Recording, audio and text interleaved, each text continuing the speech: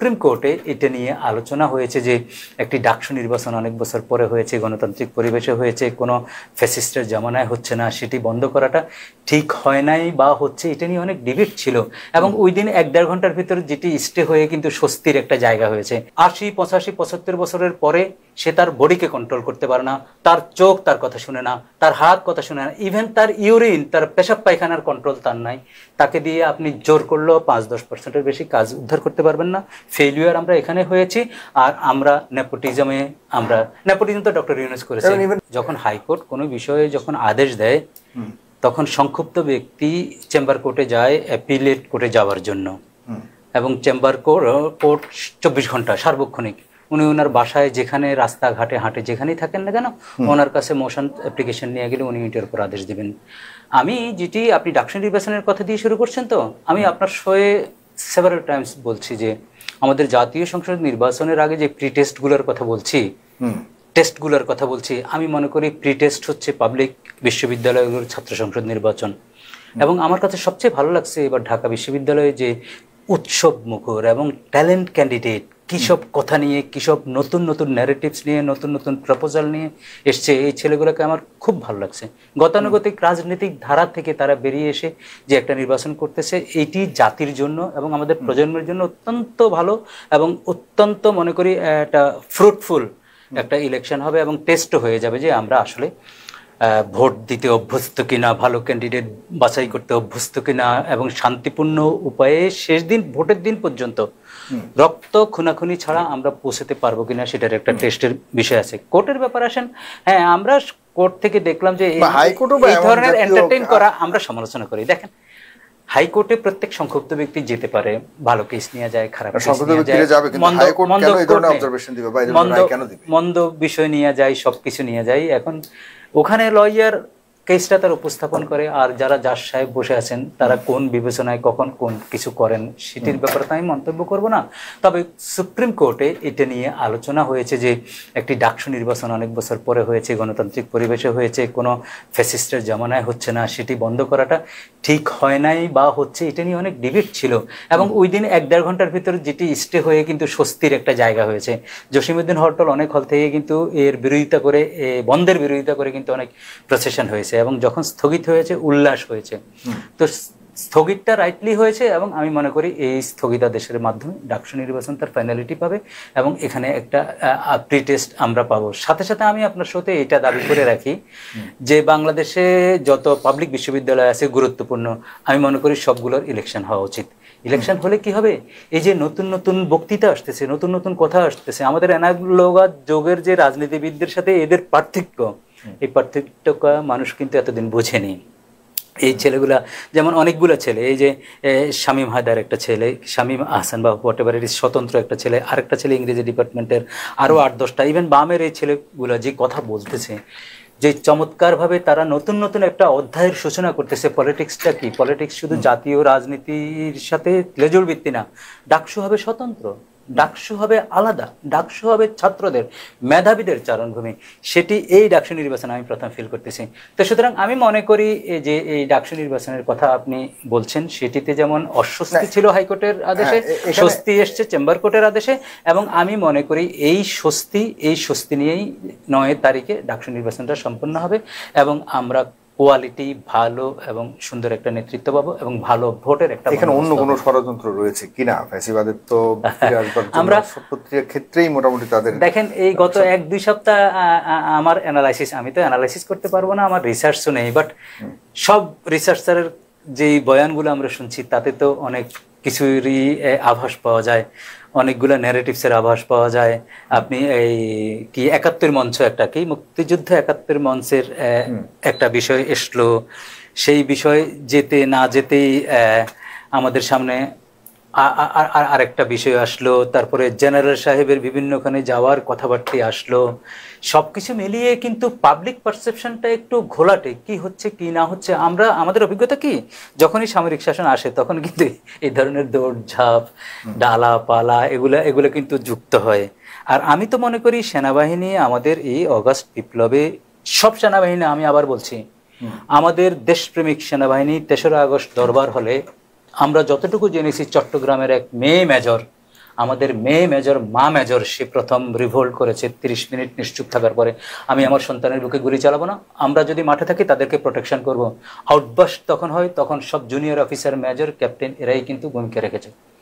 আমার দাবি থাকবে এই যেই ভূমিকার কারণে অনেক রক্তপাত থেকে আমরা মুক্ত হয়েছি, যদিও 2000 এনাফ, আমরা হয়তো 10,000 হইতো, 20,000 হইতো, মুখোমুখি হইতো, সেটির থেকে যে আমরা সেদিন আমরা রক্ষা পেয়েছি, ওদেরকে তো আপনি আইডেন্টিফাই করে আমার সার্বভৌমত্বের প্রথম কাতারে তাদের নিয়ে আসা উচিত। আর যাদের কারণে আমরা একটা দল ফ্যাসিস্ট হয়েছে, একটা রাষ্ট্র ফ্যাসিস্ট হয়েছে, কতগুলো নির্বাচন তাদের ছত্রছায়ায় বাজে হয়েছে, সেই জেনারেলগুলো তো এখনো আমাদের সামনে আছে। আমাদের খারাপ লাগে, এদের ভিতর থেকে কি 2-1জনকে বিচারের আওতায় আনা যায় না? আমরা তো বাংলাদেশকে ভালোবাসি, আমরা কোনো দল না, কোনো মত না, কোনো বাহিনী না, কোনো উত্তর পাড়া না, কোনো দক্ষিণ পাড়া না, এই পাড়াগুলোর অবসানের জন্যই তো আজকে জুলাই 54 ইয়ার্স আমরা ওয়েট করছি। এতগুলো প্রাণের পরেও যদি পাড়ার ন্যারেটিভ আমাদের কাছে আসে, আমরা পাবলিক পারসেপশন হয় কালকে সামরিক শাসন আসবে, পরশু আসবে, অমুক চেঞ্জ হবে, তমুক চেঞ্জ হবে, গলা ধাক্কা দেওয়া হবে, এগুলো আমরা চাচ্ছি না। এগুলো আমরা মনে করি যে এই 5ই আগস্ট এগুলোর কবর রচিত হয়ে গেছে, কিন্তু যখন আবার দেখি এগুলো উকি দিচ্ছে, তখন কিন্তু আবার ভয় হয়, শঙ্কা হয়, আমরা কি আরেকটা 5ই আগস্ট আমরা ধারণ করতে পারবো কিনা? আমরা কি এতগুলো প্রাণ আমরা যে চলে গেছে, আরো অধিক প্রাণের বিনিময়ে কি আমরা আরেকটা বন্দোবস্ত আমরা নিঃশেষিত করার জন্য, নিপাত করার জন্য কি আমরা প্রস্তুত আছি কিনা? তো সুতরাং যেই কথাগুলো আমি বলছি, আমরা আর্মিদের সাথে যাতে মুখোমুখি আমরা না হয়, আন্তর্জাতিক একটা ষড়যন্ত্র আছে। দেখেন, আর্মিদের সাথে যদি জনগণের একটা মুখোমুখি অবস্থান তৈরি করা যায়, তাহলে ফ্যাসিস্ট উপকৃত হবে। এবং ফ্যাসিস্ট আমরা জেনেছি, কিন্তু আর্মির মধ্যে তো অনেকেই আসলে দোষিত আছে, কারণ আর্মির প্রতি বড় দাগে যে অভিযোগ রয়েছে সেটা যে আর্মি যা করবার কথা ছিল সেটি করেনি। আর্মির ভিতরে যে একটা যারা অপরাধী ছিল তাদের বিচারের সম্মুখীন করা অথবা তাদেরকে শাস্তি দেওয়া, এই ধরনের কোনো কিছু তো করেনি। আমি যদি সরাসরি বলি আপনার কাছে, যদি জানতে চাই, আর্মি প্রধান জনাব ওয়াকারুজ্জামানের বিরুদ্ধে বড় দাগে অভিযোগ হলো যে তিনি তার বাহিনীকে এখনো পর্যন্ত ন্যূনতম দোষমুক্ত করেনি। সবচেয়ে বড় কথা হয়েছে, আমাদের একজন জেনারেলের ব্যাপারে আন্তর্জাতিকভাবে নিউজ হয়েছে। জেনারেলের আত্মীয় স্বজনকে কিভাবে উইদিন অ্যান আওয়ার জামিন দিয়ে দেশ থেকে বের করে দিয়েছে নিরাপদ আশ্রয়ে, এবং তাদের সময় গেজেট হয়নি। গেজেটটা যখন পত্রিকায় নিউজ এসছে, আন্তর্জাতিক নিউজ এসছে, তখন গেজেটটা তড়িঘড়ি করে হয়েছে, এবং সেই জেনারেল এখনো বহাল তবিয়তে আছে। এটা মানুষের কাছে খারাপ লাগে। আমি জেনারেলের শাস্তি হোক, আমি এটা বলছি না। অপরাধী, চরম অপরাধী, চিহ্নিত অপরাধী এবং প্রমাণিত অপরাধী, তাদের যদি শাস্তি না হয়, আপনি যতই বাহিনীর সুনাম করবেন, বাহিনীর যতই ভালো কিছু করবেন, ওই একের কারণে সব ভালো ঢাকা পড়ে যাবে।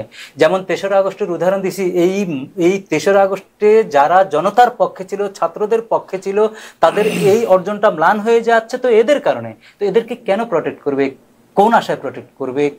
কোন কিছু আমরা তো সন্দেহ করতেছি প্রটেক্ট করা। তাহলে কি এই যে কয়দিন আগে কলকাতা নাকি 2,500 কোটি টাকার কি লেনদেন হয়েছে, আমরা একটা খবর পাইছি, আমি জানি না সত্য মিথ্যা, কিন্তু এটার এই 2,500 কোটি টাকার পরেই তো দেখি যে এই ধরনের ঘটনা ঘটছে। অমুকখানে মিছিল হচ্ছে, তমুকখানে মিছিল হচ্ছে, অমুককে নামানো হচ্ছে, তমুককে নামানো হচ্ছে। আজকে যে 2-1জন সুশীলকে যে আজকে বিভিন্ন দলের ছত্রছায়া থেকে তারা যে আজে বাজে বয়ান দিচ্ছে, তাদেরকে হয়তো বহিষ্কার করছে, স্থগিত করছে, কিন্তু এগুলো তো মানুষ যোগসূত্র খোঁজে। সত্য মিথ্যা আমি জানি না, কিন্তু যোগসূত্র তো খোঁজে।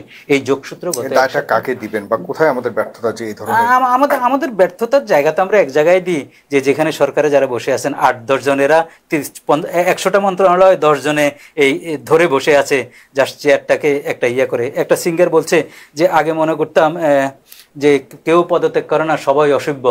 তো এখন সে বলছে এই চেয়ারটাই অসভ্যতার জন্য, এই চেয়ারটাই বাজেদের জন্য। অর্থাৎ যারা যেখানে বসে আছে ওরা আজে বাজে লোক বসে আছে, ওরা যেভাবে হ্যান্ডেল করার কথা সেভাবে তো পারেইনি, বরঞ্চ রিভার্স হয়েছে।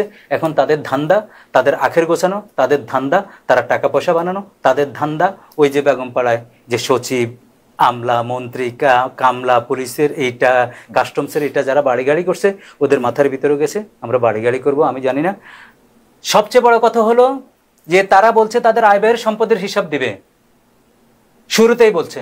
আজকে আপনার শোয়ের মাধ্যমে আপনি জিজ্ঞেস করেন যে এগুলো একটু প্রকাশ করে দেন, আপনাদের তখন আয় ব্যয় কত ছিল, এখন আয় ব্যয় কত ছিল। সবচেয়ে বড় কথা হলো, আপনার সাথে বলেছি, এরা ইচ্ছা করলেও পারবে না, এই উপদেষ্টারা ইচ্ছা করলেও পারবে না। আবার বলি, কেন ইচ্ছা করলে পারবে না?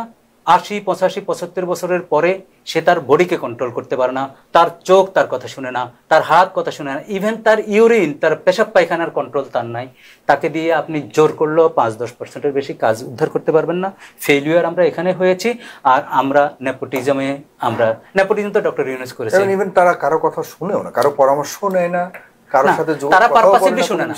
তারা আপনার কথা আমার কথা পারপাসিভলি শুনবে না। সম্পূর্ণ একটা সিন্ডিকেট হয়ে গেছে তারা। মানে দেশের প্রয়োজনে যে যারা এই দেশকে নতুন করে সাজানোর জন্য যারা আন্দোলন করেছে, যারা যুদ্ধ করেছে, তাদের সবার সাথে, জনগণের সাথে তাদের কোনো সম্পর্ক নেই, টোটালি সম্পর্ক। সবচেয়ে বড় কথা হলো এই পর্যন্ত এই যে ঐক্যমতের যে মিটিংগুলি হচ্ছে, কার সাথে কথা বলে ঐক্যমত কমিশন আসলে কার কথা বলতেছে? এবং আমি আপনার একটা উদাহরণ দিই, সাংবিধানিক পোস্টগুলো যে ফিল আপ হয়েছে সব নেপোটিজম, কোটা ভাগ করে নিয়েছে, অমুকের একজন, তমুকের একজন, কালামিয়ার একজন, লাল মিয়ার একজন, এবং তারা বন্দোবস্ত করে বসে 10টা পোস্ট হইলে 10 জনে ভাগ করে 10টা পোস্ট। গতকালকের খবর, পুরো সচিবালয়ের মধ্যে শুধুমাত্র 3 জন ছাড়া সব ফ্যাসিবাদের দোসর, এবং এখনো পর্যন্ত ফ্যাসিবাদের দোসরদেরকে হাই ঘুষের মাধ্যমে, মানে লেনদেনের মাধ্যমে এখনো পর্যন্ত আপনাকে উদাহরণ দিই, ইম্পর্টেন্ট পদে নিয়োগ দেওয়া। ডিসি নিয়ে কেলেঙ্কারি হয়েছে, এক পক্ষ বলেছে এত কোটি টাকার লেনদেন হয়েছে, আরেক পক্ষ বলছে হয় নাই। দুইটা তো সত্য হতে পারে না, একটা তো সত্য। বলছে তদন্ত হবে, তদন্ত কমিটি হয়েছে, এটা কি আর করতে পারছে? করতে পারেনি এখনো পর্যন্ত, আমরা জানি না। তো তাহলে এগুলো মানুষ। আপনার কাছে আমি আসছি জনাব ব্যারিস্টার ওমর ফারুক, আপনি বলবেন। একটু যাই জনাব রাজনীতিবিদ ডক্টর ফজলুল হকের কাছে, যাই পরে আপনার কাছে আসছি। মেজর আলতামাস, কি বলবেন দুটি বিষয় নিয়েই? আসলেই কি, মানে আমরা যতটুকু শুনছি যে আসলে হয়তো এই সরকারের অপারগতার সুযোগ নিয়ে ভারতের যে পরিকল্পনা, সেটির বাস্তবায়ন কোনো না কোনো উপায়ে হয়তো সেনাবাহিনীর প্রধানের মাধ্যমে কিছু একটা ঘটতে যাচ্ছে, পরিবর্তন ঘটতে, এরকম ধরনের আশঙ্কা অনেক পক্ষ থেকে আমরা, অনেক দিক থেকে আমরা শুনতে পাচ্ছি। বাস্তবতা কি এরকম অবস্থা আছে কিনা, এবং ডাকসুনিও প্রশ্নটা রয়েছে।